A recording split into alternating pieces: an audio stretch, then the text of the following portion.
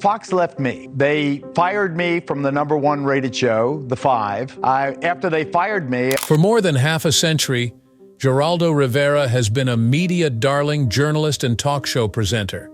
His work has been anything from average, what with discovering shocking tales and battling with colleagues. You talking to me?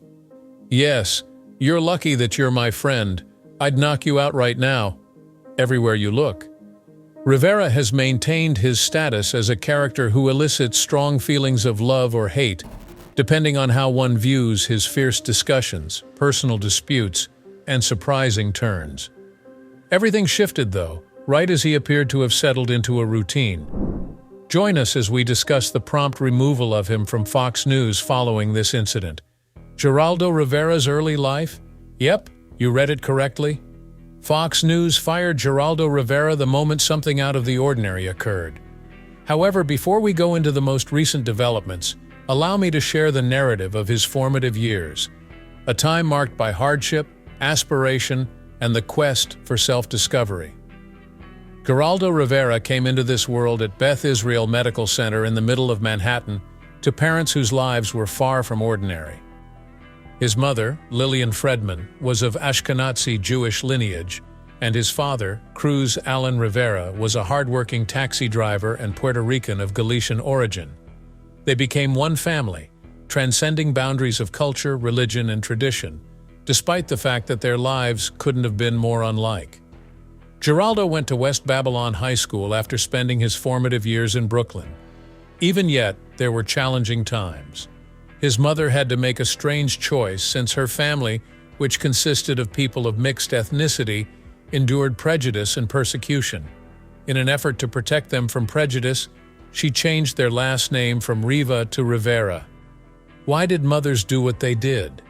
Out of pure terror, a desire to keep their children safe, or some other motivation? For whatever reason, it caused young Geraldo a great deal of inner turmoil. In retrospect, he remembered his mother's comedic responses to inquiries about the name change. "I just forgot how to spell it." However, even as a young boy, he sensed that there was more to the story, maybe even shame, in their efforts to assimilate into a society that frequently rejected them for who they were. But Geraldo never let his identity crises get in the way of his success. He had the brains, the drive, and the potential to do great things in life. He joined the squad in 1961 after enrolling at SUNY Maritime College, where he could row. Picture a young Geraldo, hell-bent on making his mark in the world, rowing the Bronx River with all his might. His passion was absent, though. Something just wasn't right. He departed after 2 years and enrolled in the University of Arizona, where he discovered his actual purpose. In 1965, he graduated with a degree in business administration from that institution. However, not even with a degree could one see clearly what was ahead. He did what a lot of recent college grads do: worked odd jobs like selling clothing and flipping burgers for a living. Have you ever been at a loss for what to do next? So you might be able to empathize with Geraldo at this period. However, destiny had other intentions for him. He was everything but ordinary when he enrolled in Brooklyn Law School in 1966. His future was shaped by the internships he secured after swiftly rising to the top of his class. I had the opportunity to work with the renowned crime fighter Frank Hogan while he was the district attorney for New York County. Additionally, he was involved with the legal assistance nonprofit Harlem's Assertion of Rights. Because of these things, he became deeply committed to fighting for social justice and amplifying the voices of the voiceless. He became an admitted member of the New York State Bar in 1969 after finishing law school. He could have pursued a secure job, but he went headfirst into activism instead. He was an activist for the rights of the marginalized, having worked for groups like the National Lawyers Guild and Community Action for Legal Services. His involvement with the Young Lords, an East Harlem-based Puerto Rican revolutionary collective, propelled him to fame. For him, joining up with them was about more than just taking a stand. It was about creating an impact. In 1969, while the Young Lords were occupying a church, Geraldo was defending their cause when something happened that would alter the course of his life. His passionate delivery and magnetic presence left an impression on Al Pro, a television news director. Geraldo saw more than just a lawyer. He recognized a guy with compelling storytelling skills. With that, a door opened for him, and he would soon be walking away from the courtroom and into television journalism. As a correspondent for WABC-TV's Eyewitness News in 1970, Geraldo began his career at ABC News. He was but another upstart journalist at the time, vying for recognition in a cutthroat field. However, in just 2 years, his innovative investigative work brought him national recognition. Both Geraldo's career and the lives of many others would be forever altered in 1972 when he took on a story. He revealed the appalling circumstances at Staten Island's Willowbrook State School, where intellectually disabled students were subjected to neglect and abuse. Many people were outraged by his alarming account, and some even went to court to demand better circumstances. He was bestowed the esteemed Peabody Award for the report's profound impact. Can you even begin to fathom the weight of responsibility that would come with revealing such a horrific truth? As his career at ABC progressed, he began to appear on prominent national shows such as 20/20 Inches and Nightline.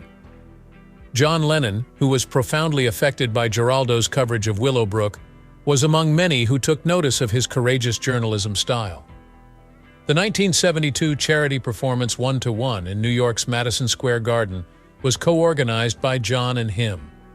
On that fateful night, music and journalism came together for a noble cause, creating an experience that will live on in my memory. Geraldo stepped up his television game in 1973 when he launched Good Night America, a late-night news program that dared to tackle controversial issues. Issues such as usage and rallies against the Vietnam War were included on the show, which ran from 1974 until 1977. On March 6, 1975, Geraldo's show had one of the most iconic moments in television history. On that particular night, he broadcast the Zuda film, the now famous video of the assassination of John F. Kennedy, on national television for the very first time. Envision yourself a first-time viewer, witnessing the making of history happen before your very eyes. In 1985, ABC officials abruptly terminated Geraldo's tenure at the network despite his popularity, refusing to show a report on Marilyn Monroe's purported ties to John and Robert Kennedy. Geraldo accused them of shielding the Kennedy family and openly insulted them. The move was daring, perhaps even too so. His tenure at ABC came to a close with his firing. However, was it truly the final chapter or only the beginning of a fresh chapter? Geraldo recovered fast. He was the host of a live television program in 1986 called The Mystery of Al Capone's Vaults, which claimed to reveal the mysteries hidden under Chicago's Lexington Hotel. Unexpectedly, Geraldo discovered nothing but dirt and empty bottles when he burst into the vault, all while millions of people were watching. Despite the fact that it had the potential to ruin his career, it ended up becoming one of the most viewed television specials of all time. Then his daytime chat program, Geraldo, debuted, and he became famous. The show, which ran from 1987 until 1998, was famous for its surprising guests and intense confrontations. In 1988, a notorious incident occurred when a confrontation between anti-racist skinheads, black activists, and white supremacists resulted in the breaking of Geraldo's nose. Like the concert, it was wild, powerful, and will stay in your memory. Rivera Live, an evening news and interview show, was Geraldo's show on CNBC from 1994 to 2001.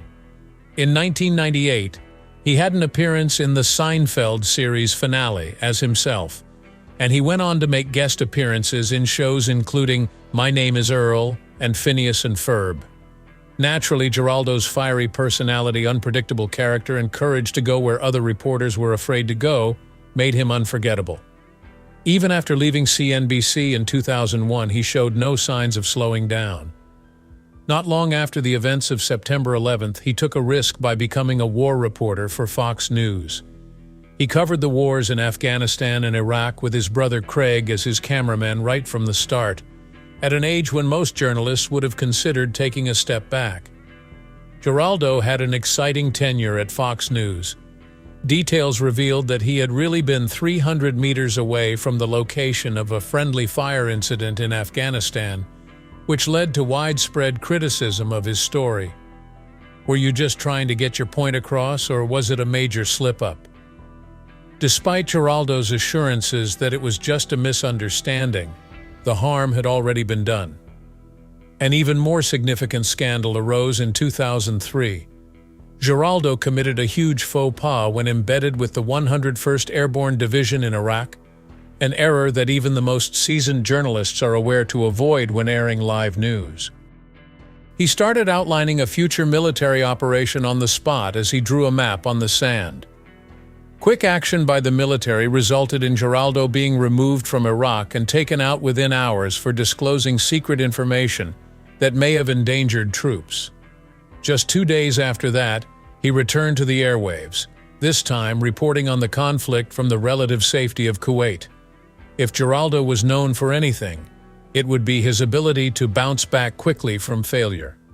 When Hurricane Katrina hit New Orleans in 2005, he was there to report on the destruction. While reporting live from the inundated city and assisting a wheelchair-bound woman down the steps, he experienced a roller coaster of emotions. The New York Times, however, accused him of intentionally shoving aside a rescue worker in order to heighten the dramatic impact of the scene, and controversy once again followed him. Geraldo rushed on national television to demand a retraction and even threatened legal action against the newspaper in his fury. The charge had already caused a stir, but the Times later acknowledged he hadn't shoved anybody. No day at Fox was ever boring for Geraldo. He and Fox News colleague Michelle Mallon got into an argument in 2007. The dispute intensified when he was cited as describing her as the most disgusting and hostile pundit he had ever encountered. Anger and outrage ensued after he threatened to spit on her if their paths crossed, adding gasoline to the fire started by his first comments. The animosity persisted even after Geraldo apologized. Geraldo managed to jot down a book despite the mayhem around him. His 2008 book, Hispanic: Why Americans Fear Hispanics in the U.S., delves deeply into immigration and identity politics, two issues near and dear to his heart. Writing, however, had no effect on his speed. He added another hat in 2012 when he began hosting radio talk shows on WABC and KABC, when his characteristic blend of news, commentary, and anecdotes filled the airways. Once again, he got into trouble that year for his inflammatory comments on Trayvon Martin's hoodie, which he implied may have contributed to the teen's untimely demise. His remarks provoked widespread indignation. His own son went so far as to openly express his humiliation. Geraldo faced severe criticism despite his repeated apologies, which he delivered even to Martin's parents. Geraldo dabbled in entertainment in addition to reporting. He participated in The Celebrity Apprentice in 2015 and managed to raise a whopping $700,000 for charity. He came in second that season in terms of money raised, but he was ultimately defeated in the final round by Lisa Gibbons. In 2016, he made an unsuccessful attempt at Dancing with the Stars shortly thereafter. He and his dance partner, Adita Slawinska, were the first to go home because his dancing skills were lacking. Geraldo remained a mainstay on Fox News during his tenure there, drawing attention both for his reporting and his impromptu comments. After defending Matt Lauer in 2017 after his firing from NBC on charges of sexual behavior in the workplace, he once again made news in 2018. Journalism was characterized by Geraldo as a flirty business, an affront that many found offensive. He had to apologize twice since the criticism was so fast. Also during this period, during the Me Too movement, Midler's long-ago claim against him, which originated in the early 1970s, re-emerged. Geraldo apologized despite denying her account of events.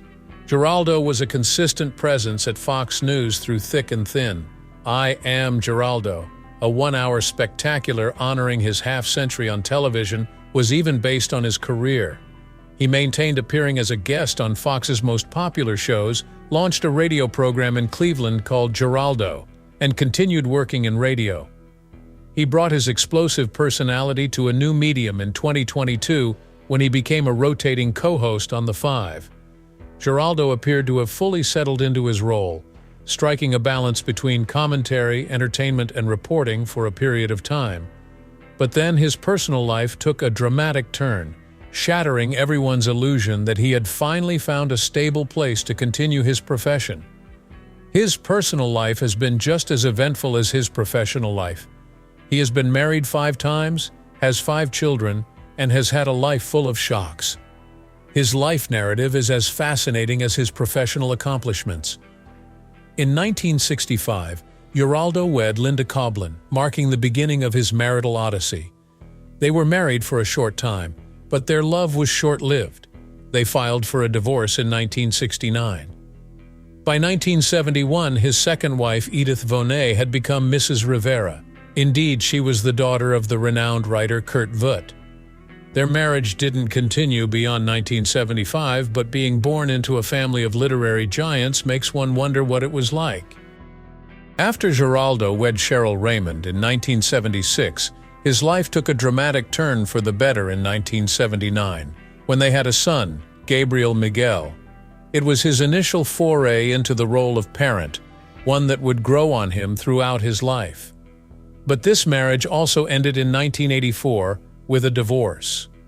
Cynthia Cece K.R. Shank-Dia, his fourth wife, he wed in 1987, and their marriage was filled with both happiness and sadness.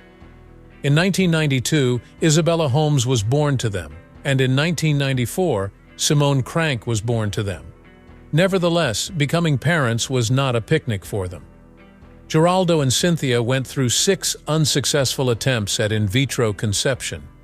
The ups and downs of optimism, loss, and tenacity must have been excruciating. Their 2 children were a welcome addition to their life, but unfortunately, the joy and love they brought was not enough to save their marriage. They filed for a divorce in the year 2000. His present wife, Erica Michelle Levy, was his 5th marriage. They first crossed paths in 2001, when Levy was a rookie producer for CNBC's Rivera Live. The age gap between them would have raised questions in other circles, but it wasn't a problem for them because she was just 26 and he was 31. They were married on August 10, 2003, after dating for 2 years in a stunning wedding at Manhattan's Central Synagogue. An executive producer of Geraldo's Travel Channel show, Voyager: From Roots to the Rainforest, Erica became more than just another romantic interest for Geraldo. She became an integral part of Geraldo's career. Geraldo is a keen sailor in addition to being an avid lover. As owner and captain of the cherished Voyager, he has embarked on thrilling marine excursions that most people can only fantasize about. His participation in the Marion Bermuda cruising yacht race dates back to 1985, 2005, 2011, and 2013, with one of those years resulting in a 12th place finish out of 34. He continued by circumnavigating the globe in Voyager, which he sailed 1,400 miles up the Amazon River. In the international dateline, he met the monarch of Tonga to celebrate the new century. These journeys were more than simply exciting side trips. They were turned into Travel Channel documentary specials that highlighted Geraldo's courageous spirit and love of adventure. Over the years, Geraldo's home has gone through several transformations. Geraldo Rivera now resides in Shaker Heights, Ohio, after having resided in a stately shingle-style mansion in Middletown Township, New Jersey, where he enjoyed a life of relative tranquility, well, as tranquil as one might expect from someone of his stature. However, he has been the subject of controversy even in his private life. One year, from 1983 to 1985, he confessed to having an affair with Marion Havitz, who was married to New York Senator Jacob Havitz, and in 1991, the legendary B. In an interview with Barbara Walters, Midler openly accused him of inappropriate behavior. Geraldo publicly apologized in 2017 when the scandal resurfaced as part of the Me Too movement. He expressed sorry for whatever shame he may have caused. Life is full of surprises, and that's the one thing we've learned from him. Geraldo Rivera was in a situation he had never anticipated in 2023 when he was sacked from The Five, the prominent Fox News panel show where he had been a member for many years. For someone who had spent decades navigating the ever-shifting television industry, it was a startling turn of events. Geraldo, who was 79 years old, was a regular on Fox News and was famous for his passionate arguments, strong views, and unpredictability. Since joining the network in 2001, he had covered a wide range of topics, including combat zones, natural catastrophes, and contentious issues in American journalism. His job on The Five was to offer a new point of view, which occasionally caused friction with his co-hosts, but ultimately made for more engaging viewing. However, there is a boundary, and he must have passed it at some point, even though arguments are anticipated on television. He made his announcement about being dismissed from The Five in June 2023 through a video shot on a yacht off the shore of Long Island. The scene seemed serene, but the news was fraught with tension. Looking straight into the camera, Geraldo said, "I've been fired from The Five." The words were simple, but they carried a lot of weight, and he shocked many. The ocean was behind him. In spite of his history of controversy and professional disappointments, Geraldo has always shown remarkable resilience in the face of adversity in the television industry. There was a difference, though. His tenure on the program came to an end. This was no longer a controversy, suspension, or petty disagreement. Subsequently, Fox News issued a statement describing the choice as a mutually agreeable one, stressing that it had been deliberated for several weeks. Nonetheless, there was no apparent justification, no major consequences, no particular argument, and no apparent tipping point. What transpired, therefore, in the shadows? Much conjecture ensued. Opinions on the topic vary. Some think Geraldo's on-air arguments with his co-hosts had reached a breaking point, while others saw it as a question of network strategy. Fox News may have desired a change of pace and a fresh cast of characters after all. The Five often outperformed primetime programming in terms of viewership. Geraldo didn't go out without a fight. Geraldo Rivera made an appearance on The View only 1 week following the event, prepared to explain his perspective. It wasn't completely his choice to leave The Five, he wanted everyone to know. This was clearly more than simply quitting a TV program, it was deeply personal as he continued to speak. Geraldo revealed in an angry tone that his relationship with one of his co-hosts on The Five was poisonous. His feuds with Greg Goodell have been becoming hotter and hotter on the radio. So even if he didn't use names, it was easy to figure out who he was referring about. Greg had gone so far as to be dubbed an insulting punk by Geraldo during one of their heated arguments. Their political differences had escalated into full-blown feuds between them. Geraldo made it plain in the interview that he thought Fox had fired him. After publicly attacking Tucker Carlson and his opinions, he disclosed that he had been momentarily suspended from The Five. After that, he felt as though he were being pushed out of the show. It had taken a turn that didn't involve him anymore.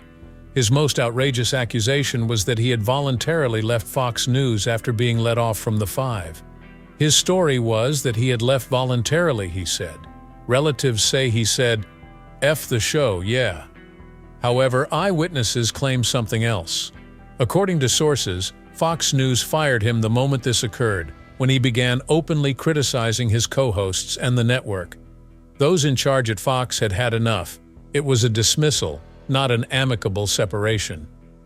Fox News fired Geraldo after he began criticizing the network, although he never really left. There was no ambiguity in his statements when he departed. He explained to the media that the ties he had on The Five mirrored the national sentiment at the time. He finally broke down and said that at 80 years old, he no longer wanted the animosity because it had become too personal. Was it a genuine desire for peace, though? Or was it more about minimizing harm? In the end, Geraldo had spent decades dodging controversies, gaining enemies, and recovering. However, it appeared that he had finally gone too far this time, and Fox News immediately ended their coverage of him. Is Geraldo Rivera's resignation from Fox News genuine, or was he fired? Leave a comment and subscribe to our channel if you want to see more videos like this.